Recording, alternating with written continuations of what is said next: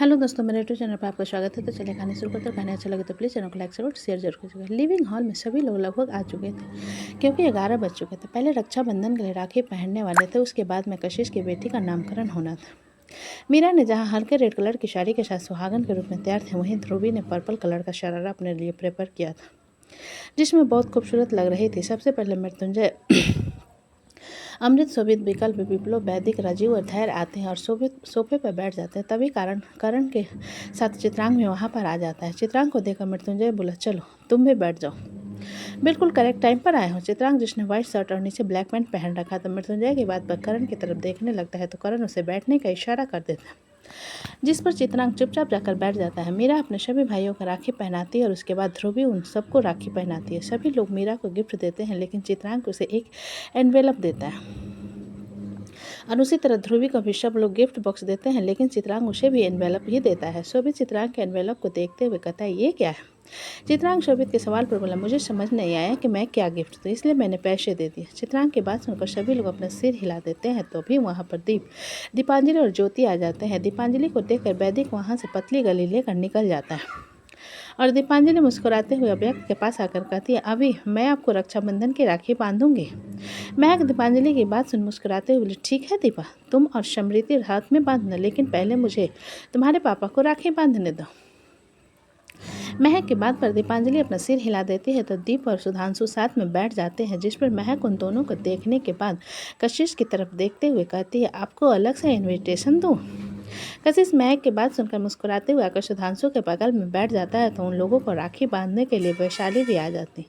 महक उन तीनों को राखी बांधती है तो तीनों उसे मिठाई खिलाते हैं और गिफ्ट बॉक्स दे देते हैं।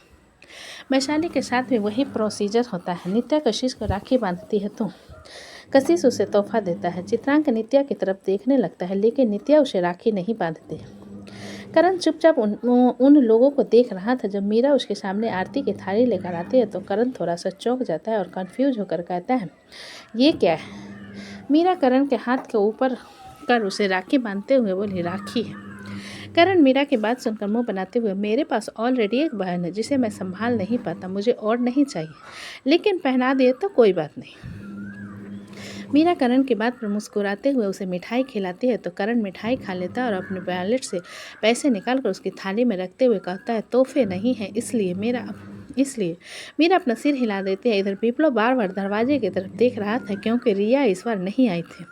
अब सिर्फ वहाँ पर समृति, अव्यक्त और रिदम बचे हुए थे। दीपांजलि आरती की थाली लेकर अव्यक्त और रिदम के सामने खड़ी हो जाती है और उन दोनों की आरती उतारने लगती है। सुधांशु अव्यक्त को अपनी गोद में पकड़े बैठा हुआ था। जब अव्यक्त हाथ आगे बढ़ाकर दिया को पकड़ने लगता है, उसकी उसे हरकत को देखकर सुधांशु उसके हाथ को पकड़ते हुए कहता है, अपने पिता की तरह जेम्स बॉन्ड बनने की कोशिश मत करो, आग है लग गई न तो दिन भर चिल्लाते रहोगे।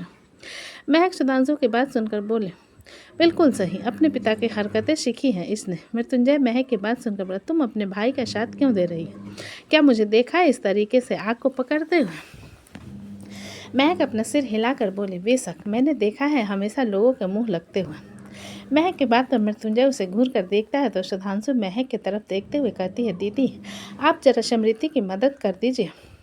महक सुधांशु की बात पर अपना सिर हिलाते हुए समृति के पास जाकर उसे राखी देती है तो समृति उस राखी से अव्यक्त को मारने लगती है। अव्यक्त अचानक समृति के मारने पर डर जाता है और रोने लगता है। वैशाली इन दोनों को झगड़ता हुआ देख कर मुँह बनाकर बोली, हमको तो समझ नहीं आता ये दोनों हमेशा झगड़ते काहे रहते हैं।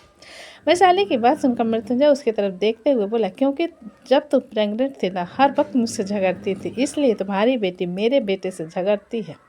वैशाली मृत्युंजय की बात पर उसे एक नज़र देखने के बाद इग्नोर कर समृति से बोली, ए समृति, चुपचाप राखी बांध दो, अगर तुमने अभी को मारा ना तो हमसे बड़ा कोई नहीं होगा। समृति वैशाली की धमकी को सुनकर मुंह बनाते हुए अव्यक्त को घूरने लगती है, जो कि उसे ही घूर रहा था, और रिदम उन दोनों को बस देखे जा रहा था।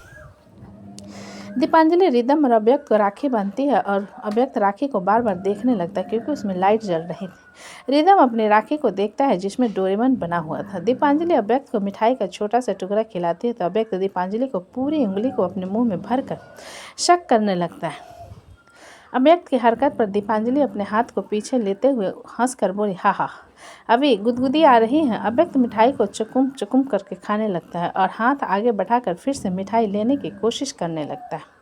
तो सुधांशु उसे एक बर्फी उठा कर दे देता है, जिसमें अव्यक्त आधा को मुंह में भरकर आधे को रिद्धम को मुंह में भर देता है, जिस पर रिद्धम भी मिठाई पकड़कर खाने लगता है। समृति उन दोनों को मिठाई खाता हुआ देखकर अपना हाथ आगे बढ़ाती है तो वैशाली उसे लड्डू दे देती है, जिसमें समृति फेंक देती है, क्योंकि उसे भी वही खाना था जो रिद्धम और अव्यक्त खा रहे थे।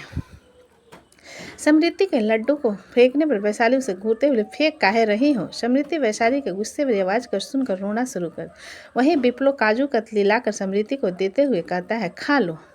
विप्लो के काजू कतली देने पर समृति उसे तुरंत पकड़कर खाना शुरू कर देती है तो वैशाली कहती है, और तुम्हारे भाइयों को राखी कौन पहनाएगा? हम।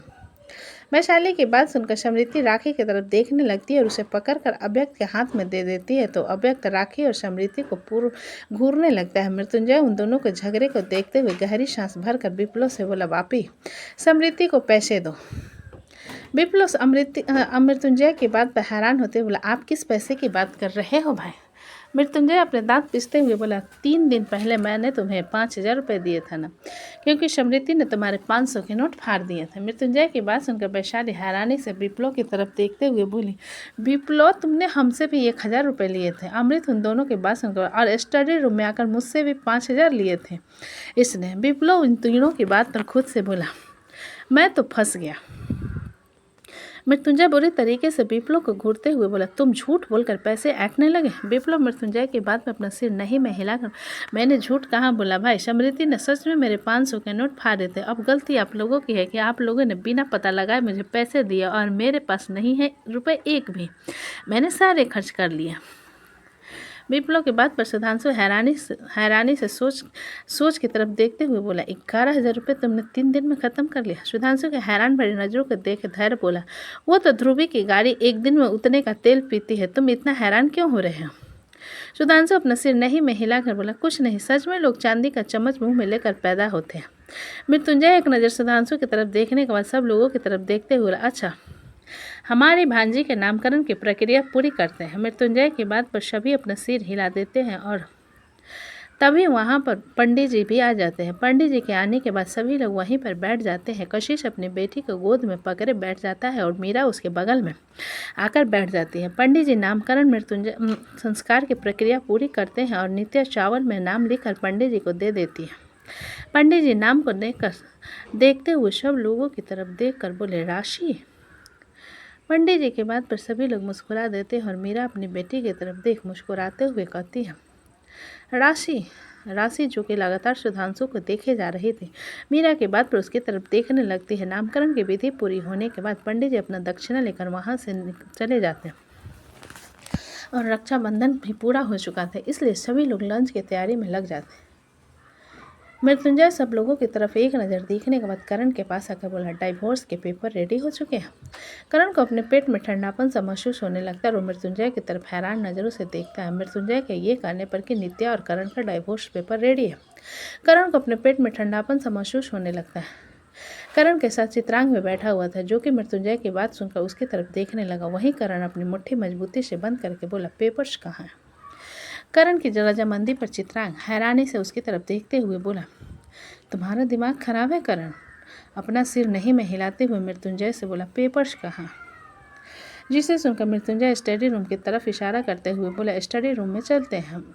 करण मृत्युंजय की बात पर अपना सिर हिला देता है और सोफे से खड़ा होता है तो महक वहाँ पर आकर मृत्युंजय से कहती है, लंच लग चुका है। महक की बात पर मृत्युंजय उसकी तरफ देखते हुए बोला, 2 मिनट का काम है, मैं आता हूँ। महक अपना सिर नहीं में हिलाकर करण की तरफ देखते हुए, करण भैया, खाना ठंडा हो जाएगा, चलिए। करण महक की बात सुनकर अपना सिर हिला देता है और एक नज़र मृत्युंजय को देखने के बाद सब लोगों के साथ डाइनिंग टेबल की तरफ चला जाता है। महक करण को एक नज़र देखने के बाद चित्रांग से बोली, आप भी चलिए। चित्रांग अपना सिर हिलाता है और एक नज़र मृत्युंजय को देखने के बाद करण के पीछे चला जाता है। महक, रिद्धिमा और वैशाली सब लोगों को खाना बांटने लगते हैं। जब रचना मृत्युंजय से कहती है, इस बार विक्रम नहीं है, जिसके जवाब में मृत्युंजय रचना की तरफ देखते हुए बोला, वो ईश्वर ऋतिक के घर गया है क्योंकि वहीं पर उसके सारे साले आने वाले हैं।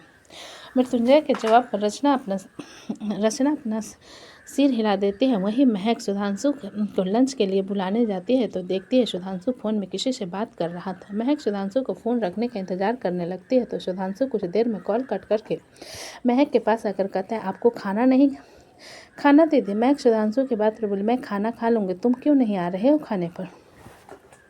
फलक दीदी का फ़ोन था, वो मुझे बुला रही है इसलिए मुझे जाना होगा, मैं फिर कभी लंच कर लूँगा आप लोगों के साथ, सुधांशु ने जवाब दिया। जिसे सुनकर महक सुधांशु से बोले, तुम्हारी आंखों के नीचे आजकल काले घेरे आ गए हैं, ज़्यादा रात तक जाग रहे हो क्या? सुधांशु महक के बात पर उसके गाल को खींचते हुए बोला, इतनी फिक्र मत किया करो दीदी, चैन की नींद सोने की उम्र गई, अब तो नींद हराम करके कामयाबी छीनने की उम्र है। महक सुधांशु की बात पर मुस्कुराते हुए, अच्छा ठीक है, लेकिन तुम यहीं पर रुको, मैं फलक के लिए गाजर का हलवा लेकर आती हूँ, उसे बहुत पसंद है। सुधांशु महक की बात सुनकर अपना सिर हिला देता है और महक किचन की तरफ चले जाते हैं। महक के जाने के बाद ध्रुवी सुधांशु के पास आकर बोली, तुम लंच क्यों नहीं कर रहे हो? जिसके जवाब में सुधांशु ध्रुवी के कंधे पर अपने और दोनों हाथ टिकाकर उसकी आंखों में देख मुस्कुराते हुए, क्योंकि मुझे अपनी एक और बहन से राखी बांधने जाना है। जिसे सुनकर ध्रुवी मुस्कुराकर बोले, वैसे तुम्हारी कितनी बहन है? मुझे सिर्फ 2 पता है, एक फलक दीदी और एक महक दीदी। सुधांशु अपना सिर हिलाते हुए बोला, ऑफिशियली तो मेरे पास 2 ही बहन है, बाकी तुम्हें और रिया को छोड़कर सभी मेरी बहन है। अच्छा, और रिया बहन क्यों नहीं है? ध्रुवी ने आईब्रो चढ़ाते हुए कहा। जिसे सुनकर सुधांशु ध्रुवी के नाक को पकड़कर खींचते हुए बोला, क्योंकि वो मेरी फ्रेंड है, जैसे विप्लो की है। सुधांशु की बात पर ध्रुवी अपना सिर हिला देती है और उसके हाथ को अपने कंधे से हटाते हुए कहती है, सिद्ध, रियली यू ट्रस्ट मी ना? ध्रुवी की बात सुनकर सुधांशु कन्फ्यूजन में उसकी तरफ देखते हुए बोला, तुम कहना क्या चाहती हो? मुझे समझ नहीं आ रहा। ध्रुवी सुधांशु के हाथ को पकड़ कर बोली, कुछ रिश्ते सैक्रिफाइस मांगते हैं। जिसे सुनकर सुधांशु ध्रुवी के हाथ को अपने हाथ से हटाते हुए बोला, मुझे कोई लेक्चर नहीं सुनना, और अगर तुम्हारे दिमाग में कुछ चल रहा है तो ड्रॉप कर दो। सुधांशु भड़कता हुआ देखकर ध्रुवी अपना सिर हिलाते हुए बोली, ठीक है, मैं कुछ नहीं कह रही।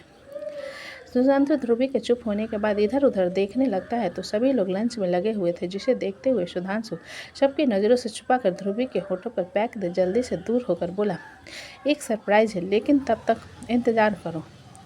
ध्रुवी सुधांशु की बात पर अपना सिर हिला देती है तो सुधांशु उसके सिर को थपथपाते हुए कहता है, ज़्यादा सोच मत करो वरना उम्र से पहले बुढ़ी हो जाओगे। जिसे सुनकर ध्रुवी का मुंह बन जाता है। तभी महक टिफिन बॉक्स लेकर आ जाती है और ध्रुवी को सुधांशु के साथ देखकर कहती है, ध्रुवी इसके कान अच्छे से खींचा करो, किसी की बात नहीं मानता। ध्रुवी महक के बात पर अपना सिर नहीं में हिलाकर बोली, ऐसा नहीं कर सकती दीदी, ये तो मेरा प्यारा बालक है।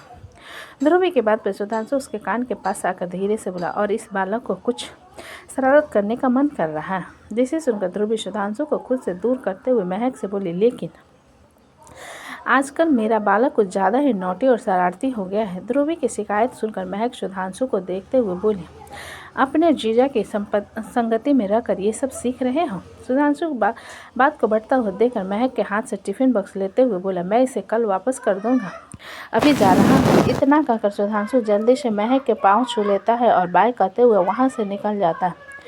महक जाते हुए सुधांशु को देख गहरी सांस भरकर ध्रुवी की तरफ देखते हुए बोली, ध्रुवी महक की बात को बीच में काट कर बोली, दीदी मुझे आपसे कुछ बात करनी थी। महक ध्रुवी को परेशान चेहरे को देखकर कंफ्यूज होते हुए बोली, क्या हुआ? ध्रुवी एक नज़र सब लोगों को देखने के बाद महक से बोली, क्या आपको पता है कि नित्या और मिस्टर चावला का आज डाइवोर्स होने वाला है? ध्रुवी के सवाल पर महक अपना सिर हिलाते बोले, हाँ मुझे पता है और मैं हर मुमकिन कोशिश करना चाहती हूँ उन लोगों के रिश्ते को टूटने से बचने के लिए। जिसे सुनकर ध्रुवी एक गहरी सांस भरते हुए बोली, उनके रिश्ते को बचाने के लिए सबसे ज़रूरी है नित्या को एहसास करवाना कि वो मिस्टर चावला से प्यार करती है। ध्रुवी की बात पर महक थोड़ा कन्फ्यूज होते हुए बोली, मानती हूँ कि हम ये करेंगे, लेकिन कैसे? ध्रुवी महक के बात पर खुद भी सोच में पड़ जाती है तो महक ध्रुवी से कहती है, मेरे पास एक आइडिया है, ध्रुवी कन्फ्यूजन में महक की तरफ देखती है तो महक उसे कुछ समझाने लगती है। महक की पूरी बात करने के बाद ध्रुवी उसे गले लगाते हुए बोले, आप दुनिया की बेस्ट दीदी हो। मृत्युंजय उन दोनों के चिपका चिपकी देख कर बोला, क्या हो रहा है तुम दोनों में। महक मृत्युंजय की आवाज़ सुनकर उसकी तरफ देखती है तो सब लोग अपना लंच करके उठ रहे थे। महक अपना सिर नहीं में हिलाते हुए किचन की तरफ चली जाती है और ध्रुवी भी दूसरी तरफ चली जाती है। तो मृत्युंजय की आंखें छोटी हो जाती हैं। तो दोस्तों कहानी कैसी लगी मुझे कमेंट में लिखें। अच्छे लगे तो प्लीज़ चैनल को लाइक करें, सब्सक्राइब करें और ज़्यादा से ज़्यादा शेयर। कहानी को पूरा सुनने के लिए धन्यवाद।